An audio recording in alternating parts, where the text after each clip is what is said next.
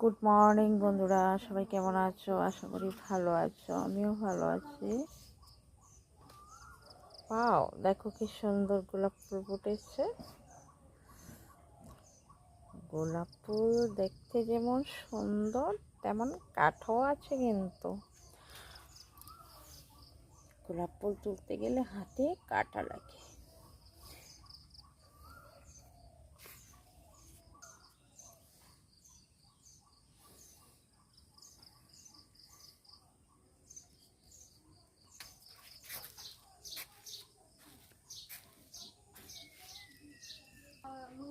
বাবা লোক দিব তাহলে আমাকে এমন ভাবে হারাইছে আর মানে লস হইছে মানে আর কই লাভ নাই।